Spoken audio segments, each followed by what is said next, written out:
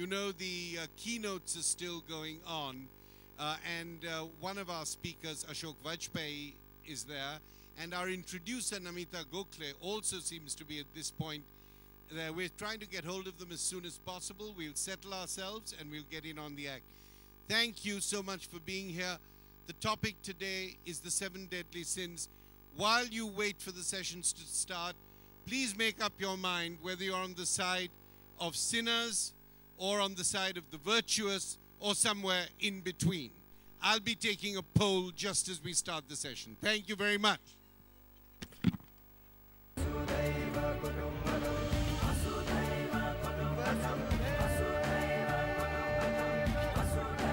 More than 700 million viewers, over 169 That's countries, actually incredible. one family. You can see the writers are here, so we don't need to delay the session. So we are starting our session in time. 7 deadly sins in our time. Homi has said it all. So let's welcome all of them to Google Mughal tent. We have Homi K. Bhabha, Ashok Vajpeyi, he will be joining us soon. We have Esther David, welcome. Eimear, McBride, and Namita Gokhale. Namita is here? Oh, here! Here we go. So, welcome to all of you. This is the first opening session for me and for all of you at Jaipur. We have a lovely 5 days ahead. And this opening session of the 7 deadly sins is really a continuation of a session we had last year on this very stage on crime and punishment, where Homi started off a very intriguing conversation on the subject. This unusual and provocative theme of the 7 deadly sins has been conceived by Homi Bhabha and is being supported by the Mahindra Humanities Center and by IQ, which is the outstanding quarterly magazine edited by my friend. I was going to say my old friend, but as we get older, we just say my friend, Madhu Jain, and the writer and journalist Avtar Singh. Last year, Homi Bhabha had helped curate this, the Crime and Punishment series, which looked at culpability, accountability, and individual and social responsibility in our moral universe. This year's theme of the 7 deadly sins examines wrath, lust, greed, gluttony, sloth, pride, and envy, and the evolving definitions of sins. In India, the concept of pap and punya follows a quite different trajectory, and the theory of karmic action puts a completely different spin on everything. Arth, Kam, Dharma, and Moksha are now the 4 goals of life here across the geographies, and they are often in contradictory interpretation. As example, with Kam or earthly pleasures, including sensual pleasures, being legitimate objectives within a framework rather than misdemeanors. In the Western canon, gluttony and sloth have perhaps changed their nuance and meaning, but still retain their moral edge in societies obsessed by size 0 figures, fitness fetishes, and changing, often guilt-laden attitudes to food. Today's session unfolds with a varied cast of literary saints and sinners. One of them, Sri Ashok Vajpeyi, will come running here after giving his keynote address in the front stage. Madhu Jain, editor of the IQ magazine, will introduce their speakers and their moral universe. Come, Madhu, thank you.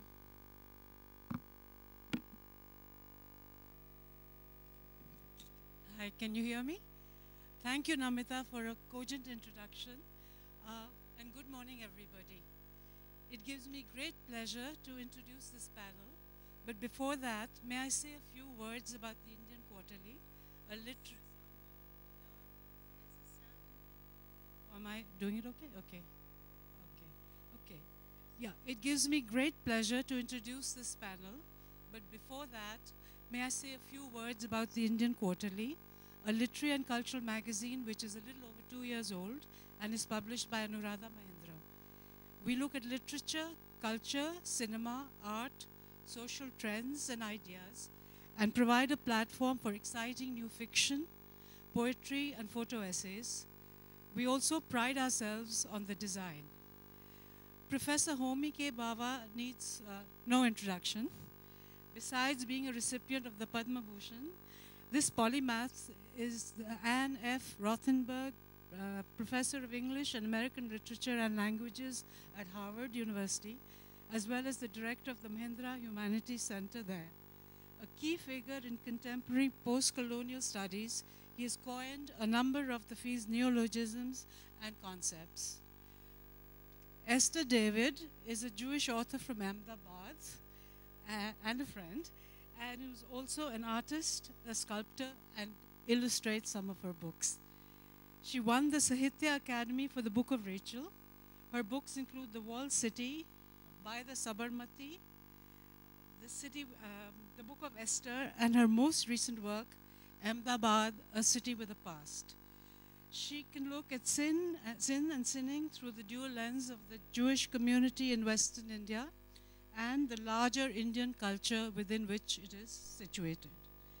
Eimear McBride is a novelist whose debut novel, A Girl is a Half-Formed Thing, won the Goldsmith Prize in 2013 and the 2014 Bailey's Women's Prize for Fiction. She brings her Irish Catholic upbringing and roots to discuss the continued relevance and evolving interpretations of the 7 deadly sins. Ashok Vajpeyi, who should soon be joining us, running up here, as Namita said, is a former bureaucrat and the motivating force behind the Kala Bhavan in Bhopal. He's written 13 books of poetry and several books of literary criticism in Hindi, as well as several books on the visual arts and music in English. A recipient of the Kabir Samman and the Sahitya Academy Award, Mr. Vajpeyi has insights into aspects of art, aesthetics, literature, and society, and can undoubtedly discuss the Indian notions of good and evil, which are actually very different and flexible. Anita Raghavan is a journalist and author of the painstakingly researched page-turner of a book, The Billionaire's Apprentice, The Rise of the Indian-American Elite, and the Fall of the Galleon Fund.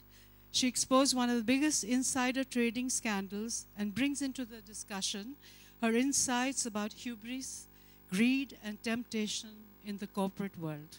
Thank you.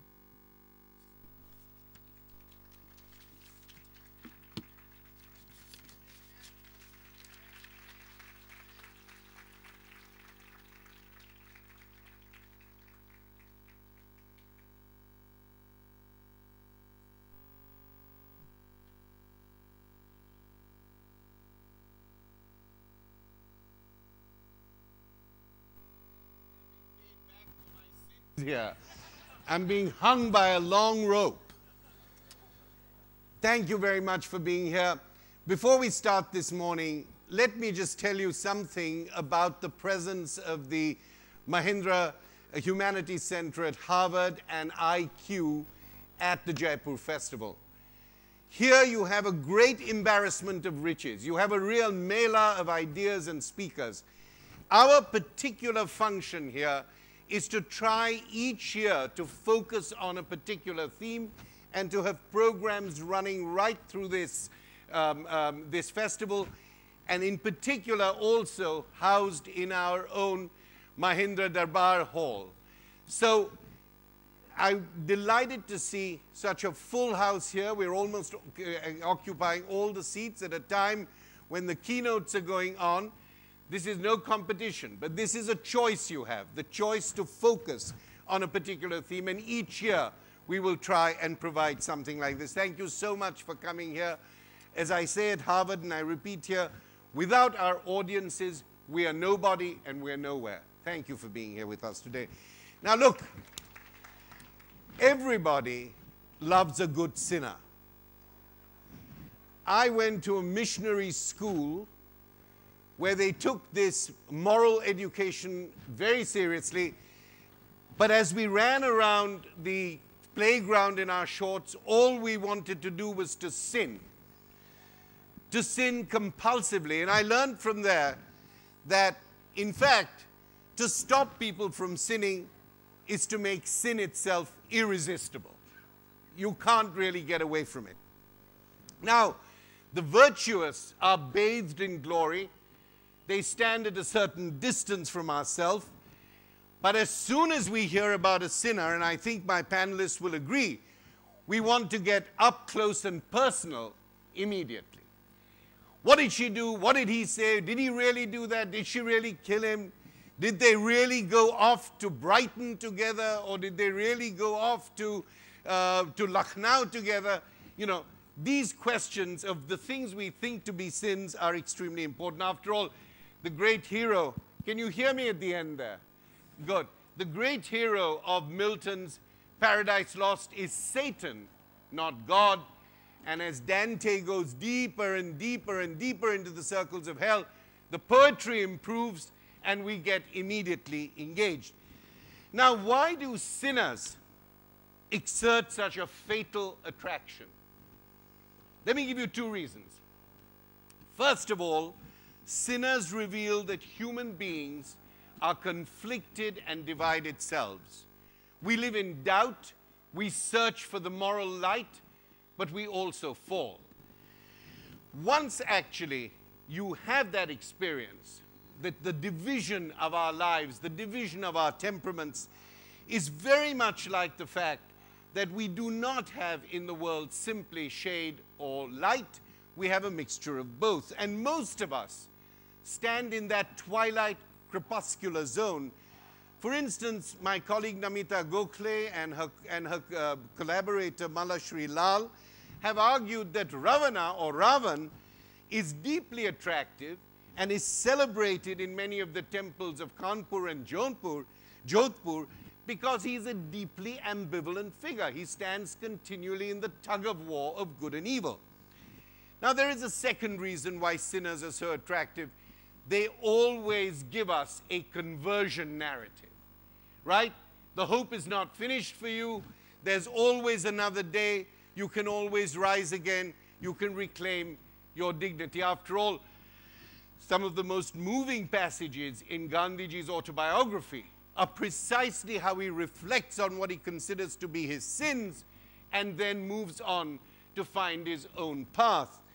And if I might also call into this company the late Nelson Mandela ji, he never made as much of an international impact as when he stepped out of prison and asked South Africans not to wreak revenge on the apartheid parties who were indeed evil in many respects. However, sins and sinners do exist.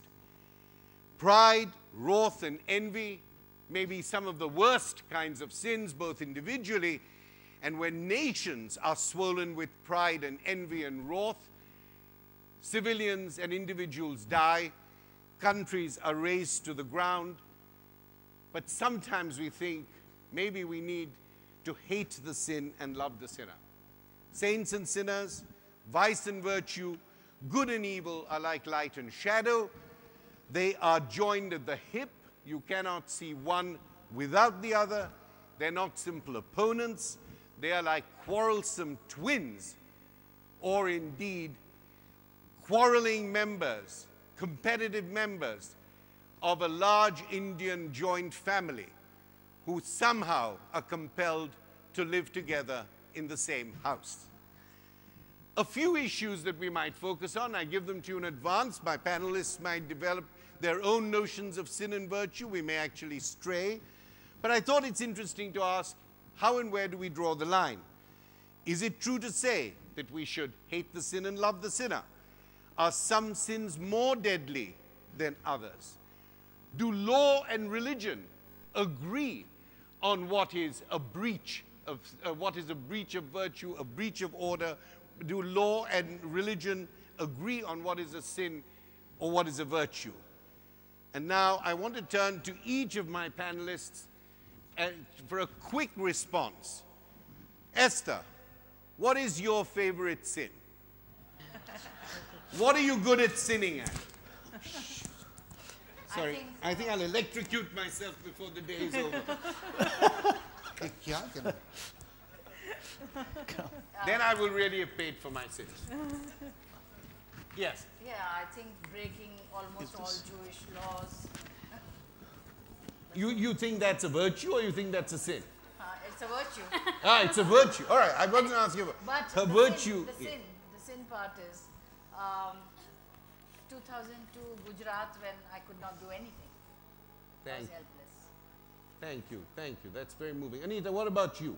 Well, I'd have to say greed, because I deeply detest the 1%ers. And of course, my book is about greed and its destructive impact. And do you have a particularly favorite sin that you enjoy sinning with? Well, you know, they always say writers write about their deepest insecurities, so perhaps greed is my favorite sin. Thank you. There's never a better greedy person to catch another greedy person. Exactly. Delighted to have you with us today. Madhu, what about you? I'd say wrath, because I think anger we're seeing so much of it these days, and it comes in many forms, and it's shaking us up. It's changing whatever values is a fuddy-duddy word today, but all that is going. I would say anger. We just have to drive our roads.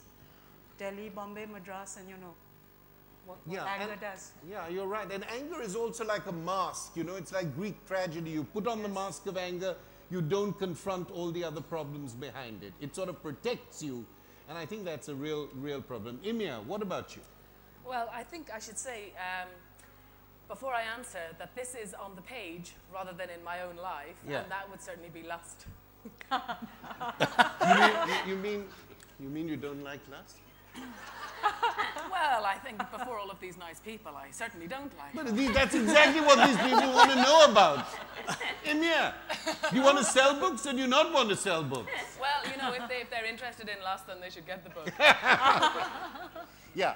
How many of you are interested in lust? Show of hands. Quick show of hands. How many of you? Come on, more of you than that. Okay, 2 hands there. The gentleman with the voluminous beard. Very lusty guy, I can tell. Ashok, you're a virtuous poet, very cultivated, civic-minded, civil. What is your favorite sin? Adultery. Where is your wife? But let me revert to some of the No remarks. excuses. Now we want the confession. No, you know, in the Mahabharata, it is said, somebody was to, Vyas himself, why did you write, and what is the essential truth? And the essential truth is, punya paropkar and pap parapidam. So if you do something for the others, something good, that is virtue. But parpidam, if you bring suffering to others, then this is a sin. I think if you look at many other versions of sin, they all amount to, whether violence or lust or greed or whatever, they can all appear to be versions of parpidam. And I think the major problem in the world today is, what do we do with these others? How do we tolerate them? How do we cope with them? They may be your ideological others, your linguistic others, your national others, your religious others, or whatever others. You don't know what to do with them, and therefore you have a strategy of sins. Do this, kill him, demolish him, do whatever.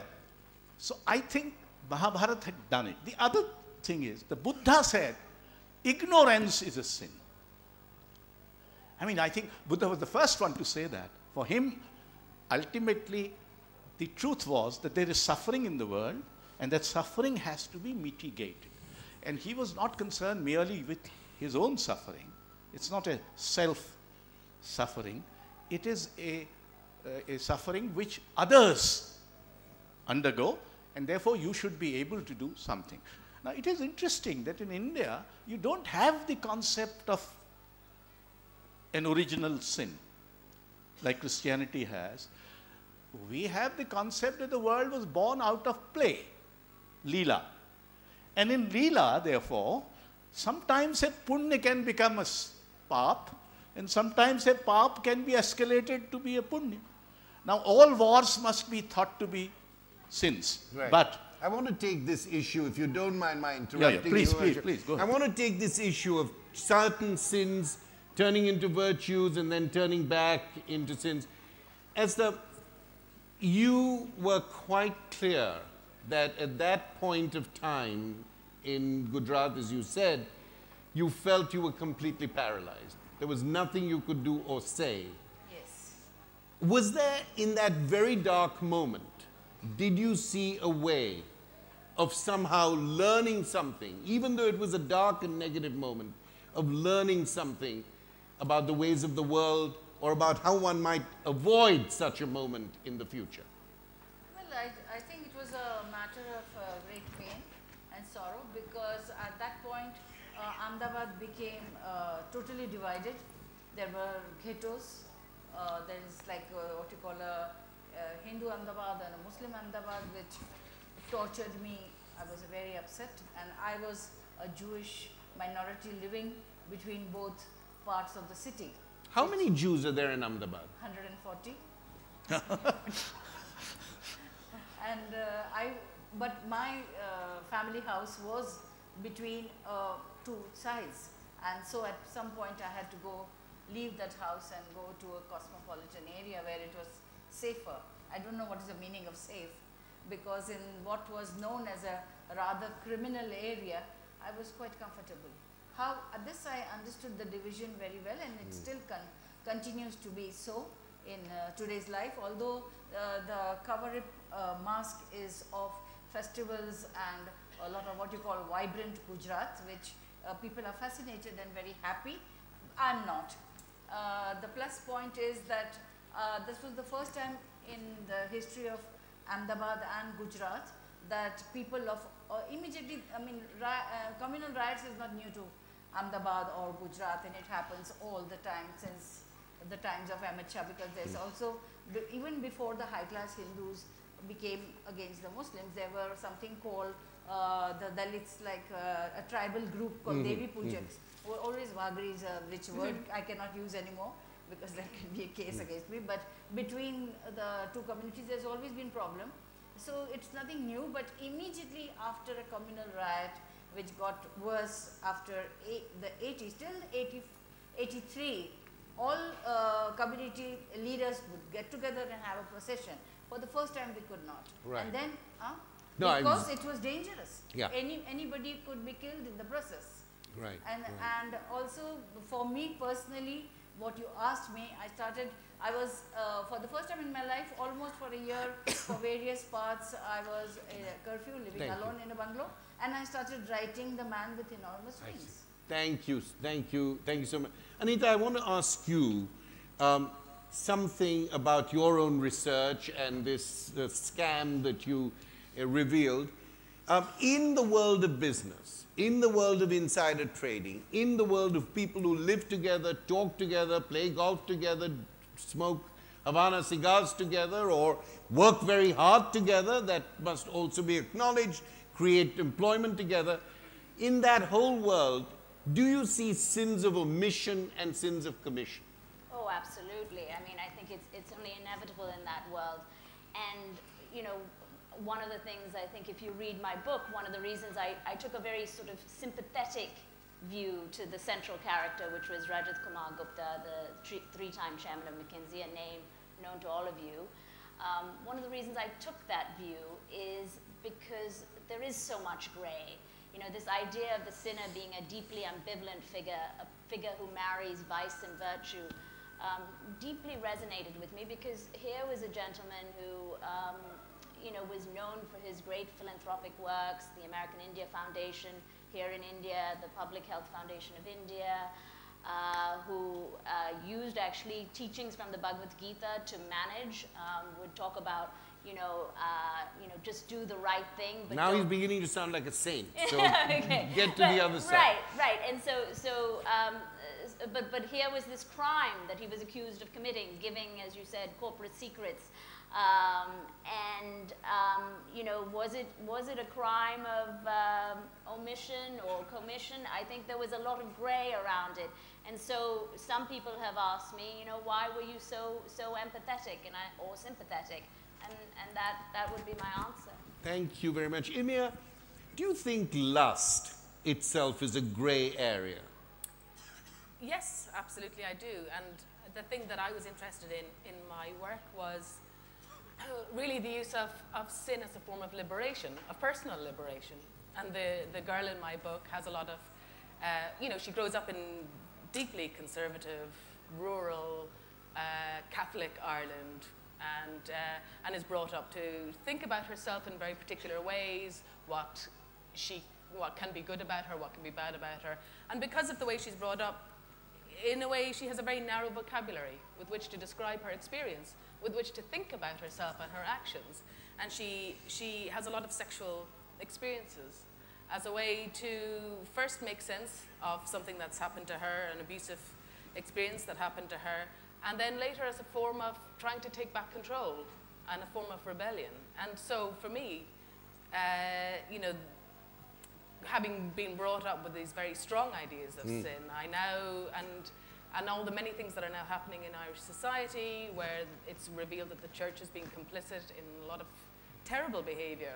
And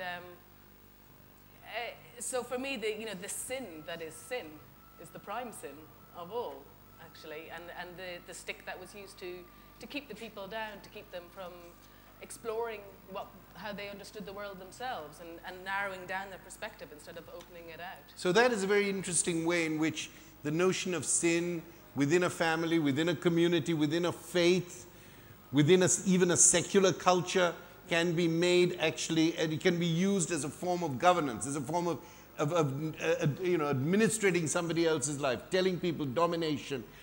Although, what is the role of righteous anger? You talked about anger as being a sin. Is there no such thing as righteous anger when you hear about, you know, areas of public, if one might call it public sins, you know, or the use of some notion of sin to keep somebody down?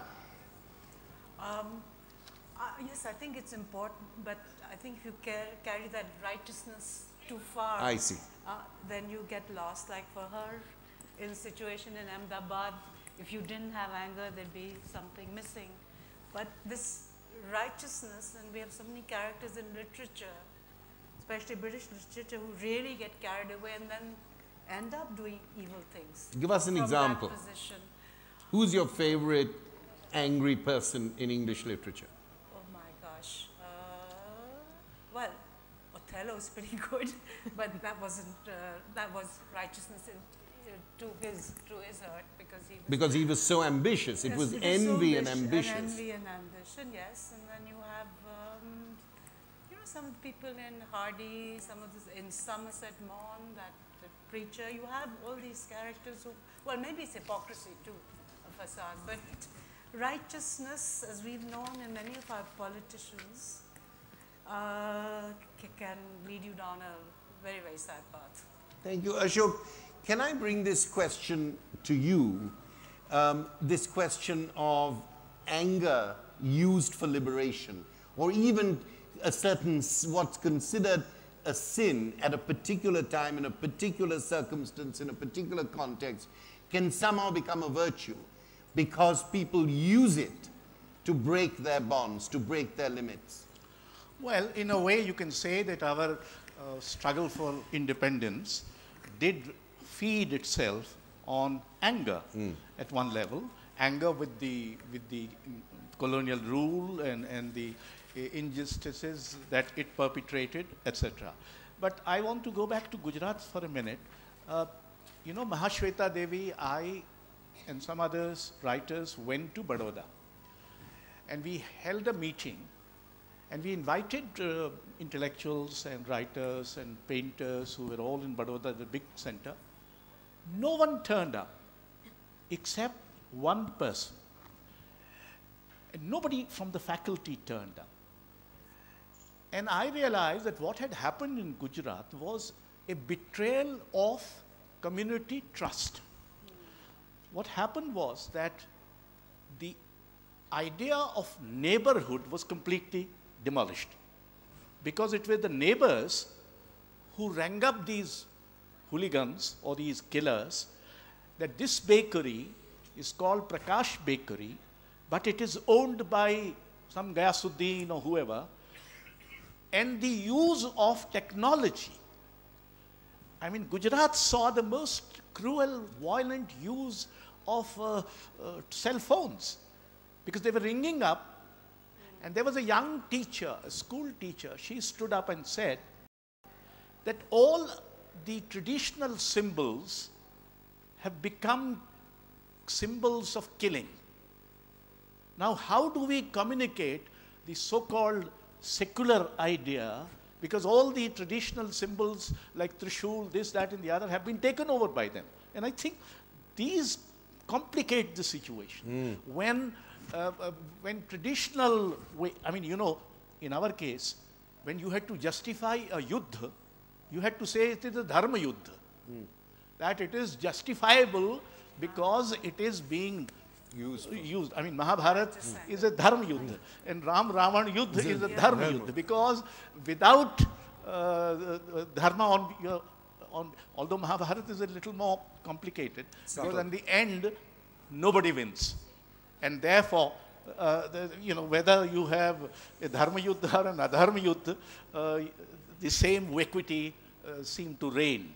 Yes. But and the notions that something, you know, luckily, in Indian tradition, even gods have been committing sins, and they get punished. In the Greeks too. Yeah, in the Greeks too, yes. The Brahma, poor chap, he is one of the three. And he, because lusted for his own daughter, Saraswati, and he was condemned. And there are hardly any temples in India for Brahma, and the poor chap has no worship done for him, except somewhere. I am told near Pushkar there is a Brahma temple or something like that. And the other is Indra, who again lusted. Of course, Indra is the lustiest of our gods, and he kept on, you know, and he got a 1,000 penises grown in his body. I want to take up this issue of the neighborhood, because we know, you've talked about Gujarat, we know Ireland, Northern Ireland, the whole neighborly issue, you know, who is my neighbor becomes a major issue. The parable of the Samaritan. What do? You know, how virtuous can we be as good Samaritans in a global world? But the thing about vice and virtue and sinners and saints is that we always seem to have a kind of universal view of what these things are.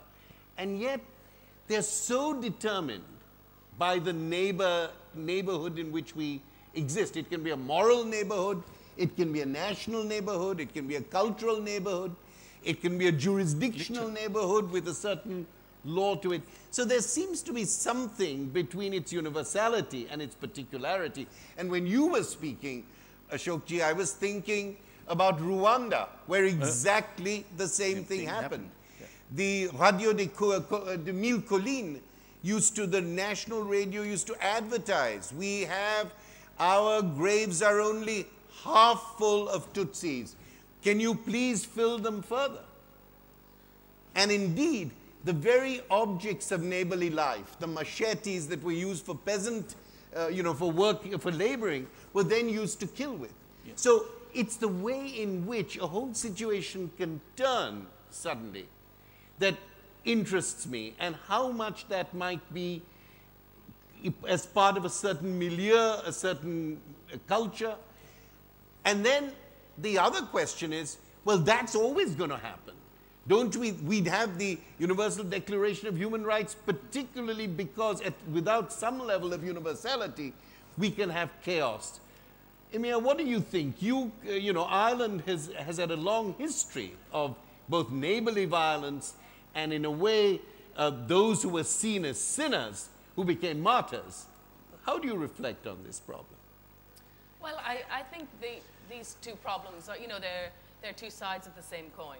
and they always exist in that way, where when you live in a country where the bonds of community and of family are very close, when anything seems to impede that or encroach upon that, whether it be someone's deciding where they're going to have their marching down another community's road, and anything like that is always going to set a match.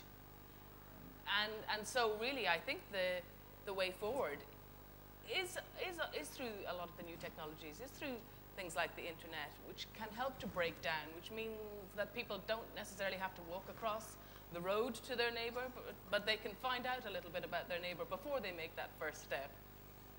But at the same time, things like the new technologies, again, it has a flip side, and that can also be something that... The persecution of so many young gay people in the United States, because people have rumors circulating about them and they make their lives literally unlivable. So, well, I think this is, you know, this is the greatest sin that we have to contend with, and that is, you know, it is the sin of unkindness.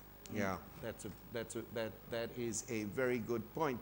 Anita, you know, we've been talking about the knife edge between virtue and sin, and you know, there's a knife edge here. It cuts both ways. None of us are free of it.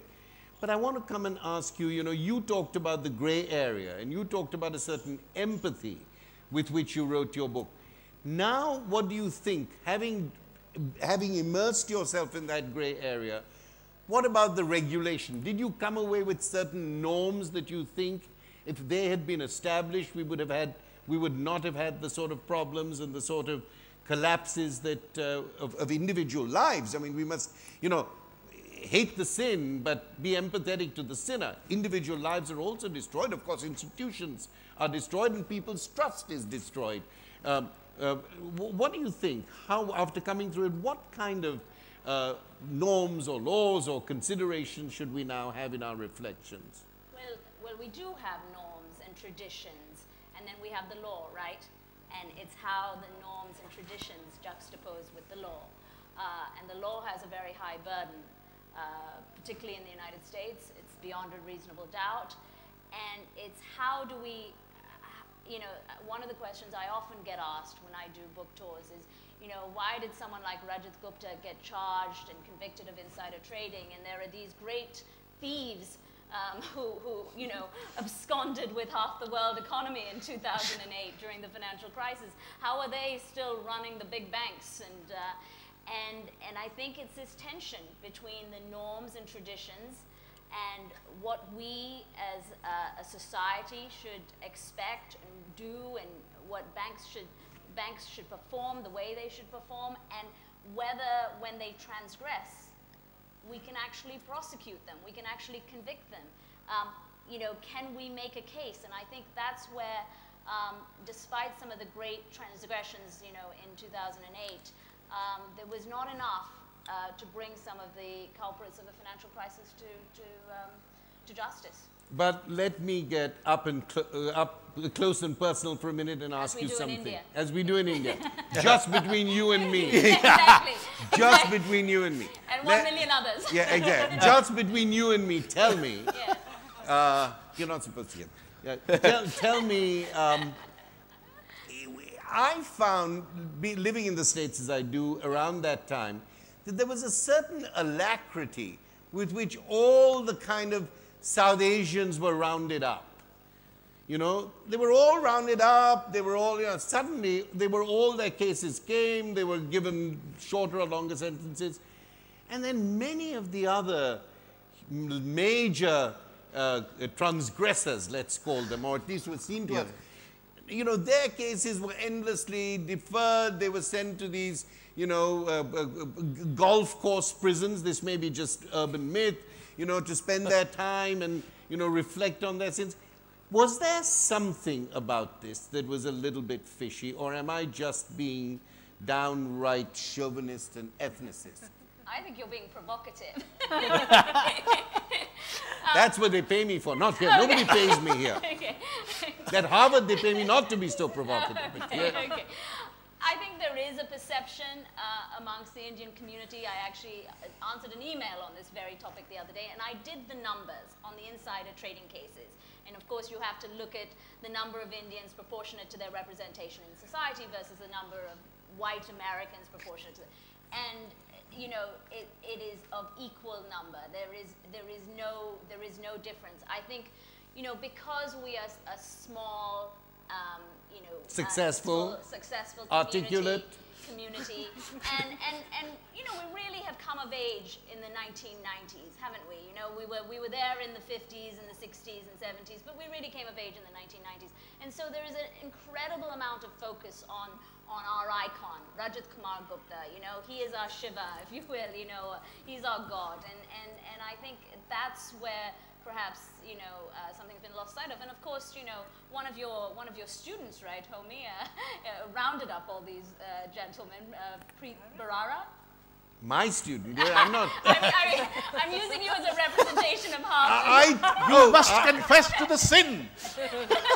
To the sin of, I teach literature, and I have nothing to do with the law school, but I love it. I love it. He didn't go to law school. But he was not one of my. FAS. But he was not one of my students.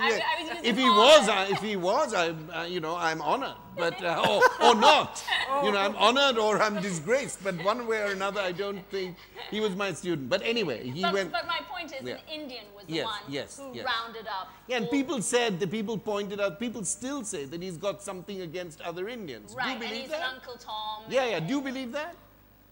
You know, I don't. Yes. I don't, because again, most of these cases were built well before he came into office. In fact, you know, he did a pretty good job of capitalizing on the great press. Yeah. Esther, I want to come to you about neighborhoods. You know, we've been talking about neighborhoods, and we've been talking about the sort of the locality of vice and virtue, if I might put it in that way. What has changed now in the neighborhood, so many, you know, whatever it is, 12 years after that, in Ahmedabad, and how has that affected your own work, your own perception of neighborliness? Between 1955 to, say, 95, people lived together, vegetarians, non-vegetarians, there were no major issues. Now? Now there are people living in definite areas of a certain community, and as you know, the walled city of Ahmedabad has poles. These are the small, very beautiful poles. Poles. So earlier, that is when they were built long back, there were gates to each pole, and these were sort of rusted and not closed or opened for years. In 2002, they have been repaired, and doors are being closed to each community has a pole. But the thing that I'm looking at is personally, although I have shifted interestingly to a Parsi colony where I'm very comfortable. Yes, we are good people, I think. Yes, very good. I have a soft corner for Parsis. And I'm trying to keep a balance between friends of all communities. So I become my house in Gulmohar flats and Gulbatekra in the center of Ahmedabad becomes a little center point of meeting places of everybody. But I want to give you a little example that our synagogue is situated in a very communally sensitive area called Khamasa, where it's a huge, beautiful Art Nouveau type of building, opposite which there is a Parsi fire temple or a gyari. Behind us there is a Christian church. On the right there is a Muslim mosque of a saint who cures coughs and colds, and there is a Hindu temple a little ahead at 7 o'clock. And in the worst riots, Parsis and Jews have gone to the Parsi Gyari or the synagogue for festivals, even Passover, Pesach. That's one thing we do together always, even Yom Kippur prayers, because we are 140, we can't do it at home, so we go there. In the worst riots, we have gone there. And even the Parsis continue to go there. But the most beautiful part about Ahmedabad is 7 o'clock in the evening when we have our prayers. Sometimes the Parsis are there and the muezzin is calling and the bells of the Hindu temple are ringing and everything, the church bells are ringing and everything together is most beautiful. So whatever you do, you know, Ahmedabad absorbs all That's violence. That's such a beautiful description. You know, it reminds me of that last section, not the last, the penultimate section of A Passage to India, where you have this kind of celebration of these various different worlds. And in fact, as you speak, I was thinking of Jerusalem, another deeply divided, contentious and violent city where you literally, in one eye view, you see the Temple Mount, the Wailing Wall, and if you turn a little to the left, you see the church too. Exactly. So the title of my first novel was The Walled City, which is the walls of Ahmedabad, which really don't exist, but they are an illusion. We have the gates, but no walls, and I connect it with the last wall of Jerusalem. Yes, may these walls be ever permeable and ever creative. I think one of the real problems is the throwing up of walls. I want to remind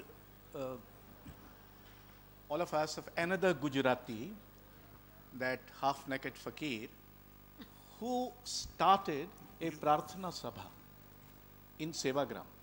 If you go now, even now at 5:30 in the morning and 5:30 in the evening, there is a Prarthana Sabha. And the Prarthana Sabha has renditions from all the major religions. So it has renditions from the Vedas and Gita, etc., from Quran, from Bible, from Jewish text, from Buddhist text, from Jain text, every day at 5:30. I don't think anywhere else in the world this happens, and this has been happening for now 75 to 80 years. And let us not forget that the Mahatma was assassinated going to his last prayer meeting. He was going to the prayer meeting when he was shot at. Now, it's one kind of a model where renditions from all the religions take place, and by the same people, and most of them do not belong to those religions. I mean, they are Hindus mostly, or maybe some Dalits and all, but otherwise they do not. Yeah. I just wanted to make a point that all this is very well, but what happens with the loudspeakers? Yeah, because it's war out in the open, and they're competing, you know, the higher the minaret. And the loudspeakers came in here, I think 70s, 80s. And then they're fighting. The temple is fighting with the mosque, the Sikh, Gurdwara. It's not a harmony. And that, I think, has aggravated. That's I want to bring Esther in in the following this conversation. I'm going to bring you in, but I want to ask you to come in on a particular question, which I want to show the panel. But please, attach whatever you want to say to what I'm suggesting, which is, so at the moment we are talking about religious, the vision of religious consensus in a way, of religious cosmopolitanism, cultural cosmopolitanism. On the other hand, competitiveness and violence. Yeah. Do you think that this is a sign of the emergence of religion, or is this kind of conflict a sign of its decadence, its decline? Because you can have both, you know. The flame can absolutely rise just as something is ending. What do you think it is, Esther? And I would like the view of the panel on this. Are we in a moment of real resurgence? Everybody tells us we are. Everybody's becoming a fundamentalist. Everybody's a jihadist. Everybody's a Hindu nationalist. Everybody's a Christian, anti-Darwinist creationist. It's all over the world. Are we at a moment of emergence, or is this a moment of decline? I want to tell you about my experience, that what you said about sort of unorganized prayer. This, in Ahmedabad, what I'm talking about, Khamasa Circle, is totally on its own from the people. But what I see is a very strong change, say in my community or all the other communities of Ahmedabad. They have definitely become more religious. And I don't think I'm comfortable with You're that. not there. Now, because I belong to a family which, like, father believed in Darwin. So Right. So I still want this to go around the panel, if I might, with this idea: are we in a moment of emergence, or are we in a moment of decadence? I think decadence is better than decline. Yes, Anita, what do you think? Well, I was just thinking of what she was saying, that being more religious, but does that necessarily mean that religion per se is in a moment of decadence or in a moment of glory, if you will? I wonder. I wonder, and I would argue that I think it's in a moment of decadence. I think it's being hijacked by so many people who and it's always been the case, right? Throughout history, religion is hijacked. Religious wars. Right, for various causes. But it seems that the numbers are so much greater and the prevalence of it is so much greater. And the social media. Right, exactly. And it's not just one religion, right? It's fundamentalist Islam, but it's also fundamentalist Christians. Absolutely. In the US. You know, it's ubiquitous. So I would argue decadence. So, but I love decadence. And I'm going to go to Eimear, I'm going to go to you, and then I'm going to come to Madhu, and then back to you. Yeah. So, do you think that there is something in the world of civic obligation, responsibility, and secular politics, as we understand it, that is not satisfying a particular need that people have, which is also a communal need, and is leading people to extremism? I don't want to just tie you to Ireland, dear. Your work is read everywhere, but I do think that it might be interesting to reflect for a moment on this particular issue. Does politics not give us something that citizens need, and then they move to religion?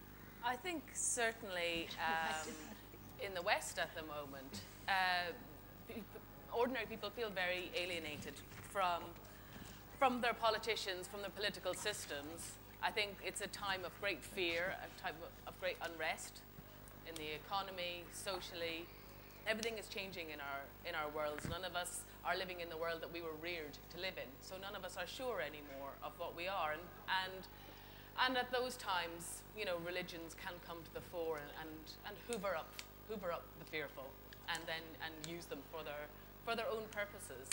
And I think the challenge is for people to seek out the human and the connections between. And I think, you know, religion can serve to highlight the differences that are superficial, that are not part of our human experience. And I think politicians are not stepping up to the plate, are not taking the argument, you know, taking the argument by the horns, as it were, and taking those things on. They are allowing the debate to slip away from them in the ever stronger pursuit of their own popularity, of their own success. They are just stepping away from the lives of people, and what they have to say is of increasingly less relevance to our lives. I like the way you talked about horns, having started talking about horny. But let me turn to you, Madhu, and ask you, do you think that there is something about our political and social discourse that has become sterile, that doesn't deal with emotion, with affect, and religion really speaks to this? Yes, and I think what I think you need to speak in your mic. Or somebody else needs to turn that mic. Can you hear me? I'll hold it up. Yes, I think, yes, politicians are just empty slogans. And just getting back to religion, I think being literal everywhere is what's ruining us. And spirituality, or the spiritual and religion, have separated. Yes. And just another thing, which you use the word, maybe you didn't use the exact word, Eimear, is empathy. Now, whether it's values, family, just caring for the other. A friend of mine was just telling me the other day, there's an old people's home just outside Delhi, and she's some TV program, there was something on it, and 60 or 80% of them were middle class, even well-to-do, had been thrown out by their children, were adults. Many of them were bruised, beaten up. Now, we pride ourselves on the family, on older people.